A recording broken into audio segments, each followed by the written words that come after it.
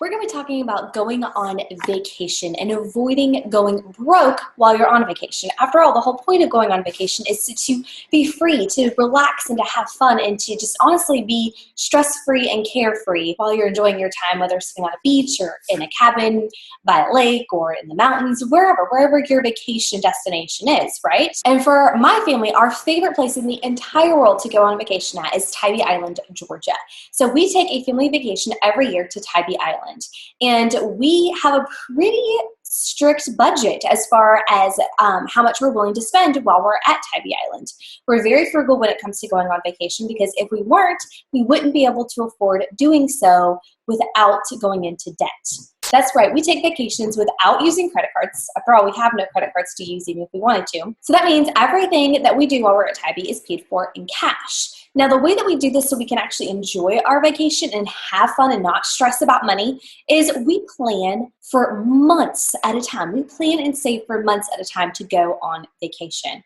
That means we have a separate savings account that's just for vacations. So that means that my husband and I, we sit down right around Christmas, Thanksgiving time, that time of the year, the holiday time, and we discuss the vacations we want to take for the upcoming year, which of course Tybee Island is always on that calendar because that's our family's favorite place to go. But my husband and I, we also like to go and spend time with friends. We like to get a group of friends together and kind of have an adults weekend in the cabin in the mountains. And then of course my husband wants to take his fishing trips and all those various things. And then of course for me, for my business, when I had to travel out of town, that money obviously comes out of my business budget, but it's still money that we have to plan and account for. And so we have a separate savings account just for vacations, and we will set aside a designated amount of money into our vacation fund, into our vacation savings account towards our vacations for that year.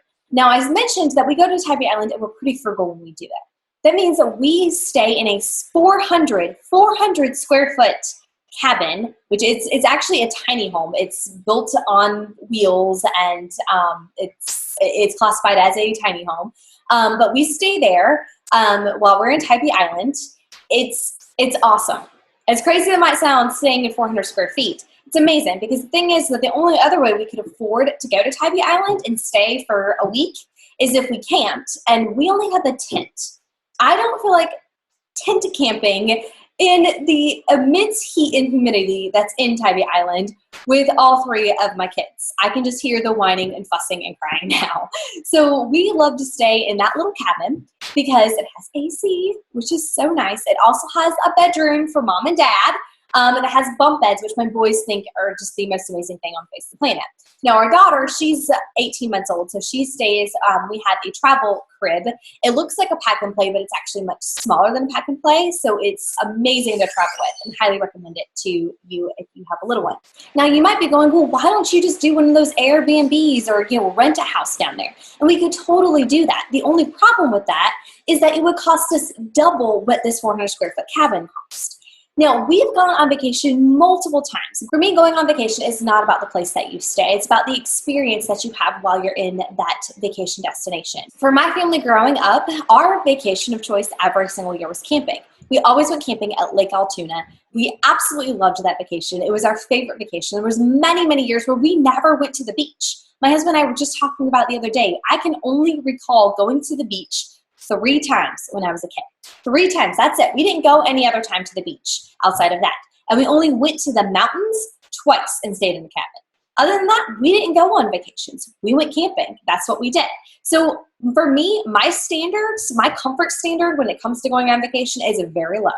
It's very, very low. I'm not a prima donna when it comes to camping, not at all. And so for me, staying in a 400 square foot cabin is totally fine. I don't care. But for others, that might not be the case, which is okay. You just have to know that you don't want to stay in a 400 square foot cabin. You just have to know that you want to stay in a nicer place. And you have to make sure that you have that money budgeted and saved up for in order to make sure you have the money to, 1, pay for the house that you're going to be renting or staying in, and 2, have money so you can go do the things you want to do. So that brings me to my next point. No matter where you decide to go on vacation, you must do your research. You must research the place that you're going to go. If you've been there before, it's a lot easier because you kind of know what to expect, know the things to do. But if you've never been there before, you have no idea. That is why blogs are amazing, people. Do a Google search. for wherever it is that you want to go on vacation at. And there's probably at least 5, if not more, blogs that give you a list of things to do while you're there. Take advantage of that list. Make notes. Do research. Find out how much these things cost and write them down. Write them down so you know that you can put them into your budget. I always suggest that you account for rainy days or for bad weather. Because just like this past week when we were in Tybee Island, we had 2.5 days of rain. Do you want to talk about being 400 square foot with only with 3 little kids that are under the age of 5? Some days I thought I was going to lose my mind, y'all. I was going to lose my mind. Thankfully I didn't. But thankfully we have done research before and we've been to Tybee before, so we know that there are things that you can do on the island that cost very little money and that are indoors. So it's amazing and great to be able to go do those things if you have the money in your budget to do those things. Now, let's say it doesn't rain. Maybe you have perfect weather and you don't ever use that money to go do these other little attractions. Like there's a little science museum down in Tybee that we went to. And you can go to the lighthouse and a few other different things that you can do in Tybee when it rains. But if you don't do those things, let's say you just don't do them because the weather's great or whatever, you can then decide maybe the last day you're there, like, hey, let's go do something really special with this extra bit of money. It's totally up to you. That's the freedom that a budget allows you to have, because you can spend this money knowing that you're not going to go broke, knowing that when you come home from vacation, you're not going to be stressed out going, oh my God, I cannot believe we spent this much money. How are we going to pay this money back on the credit card? Or, oh my goodness, where did all the money go? You're going to know where the money went because you had it planned, you had it budgeted, and you had only that amount of money to spend, period. And along with planning and doing research, I encourage you to think about food, because food will quickly eat up any budget, whether that's your regular household budget or your vacation budget. Food is going to eat it up pretty quickly. So you need to plan for the type of vacation you're taking. If you are staying in a home or a hotel that has, at least a stove or something that you can cook with, plan to buy food and take it with you. Like seriously, just do it, because it saves you so much money. Saves you so much money from having to go out to eat every single night for every single meal. Not to mention the fact that you get to actually control your diet. So you're not just loading up on a bunch of empty calories on a bunch of comfort food. You can control what your family is eating. But of course, if you're going to go on vacation, going out to eat is definitely fun and definitely worth it, especially if you go to little specialized restaurants or something like that. Like on Tybee Island, there's the Crab Shack, and there's Huckapoo's Pizza, which is really good. And so of course, going out to eat while you're on vacation is part of the fun. So make sure that you do plan to go out to eat, but you have that money set aside. So I encourage you to consider bringing your food, cooking your food, but also making sure that you have money set aside for food while you're down there on vacation or while you're on vacation. Also, maybe food for getting to vacation. You want to account for any food that you're going to consume while you're either on the road or traveling to your vacation destination. Honestly, that's just as simple as looking up on Google what the current rates are for various fast food restaurants and figuring out an estimate. I mean, if you've taken your family to a fast food restaurant in the last, probably 3-4 months, go back and see how much you spent.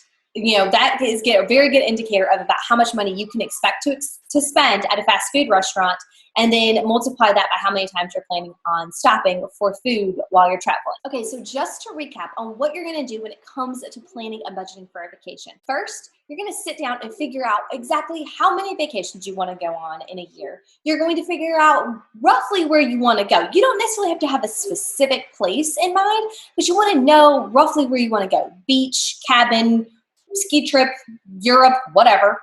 And then you want to do as much research as possible. If you've been to these destinations before, you have a good starting point. You already kind of know about how much to expect that you're going to spend.